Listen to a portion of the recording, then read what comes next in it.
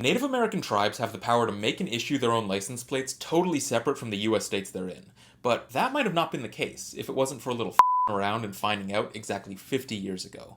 Because while the state of Florida was issuing Seminole Indian license plates like this as early as the 1930s, it really wasn't until 1974 that the Red Lake Band of Chippewa in Minnesota decided to go it alone, and as a little test of their sovereignty, decided to create their very own vehicle registration system, complete with their own license plates, which were actually modeled after Minnesota's tax-exempt plates from that same year. And as you might have guessed, initially, this test did not go very well.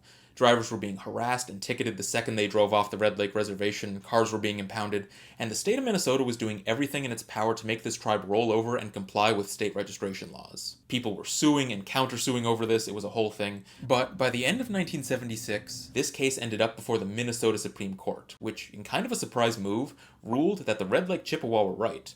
As a sovereign tribal nation, they did have the power to make their own license plates, and based on how the treaties were written, Minnesota was legally compelled to recognize all Red Lake registrations, just like they would for any other out-of-state license plate. Of course, the whole story isn't that simple. Various tribes in South Dakota would repeatedly go to court to fight and often lose similar cases all through the 1980s and early 90s until their right to register vehicles was guaranteed. And early on, the Sac and Fox Nation helped pave the way for tribal plate assurances in Oklahoma, which currently has more tribally issued plates than almost every other state combined. And so, by the late 1990s, the question of whether indigenous nations were allowed to do this was all but settled.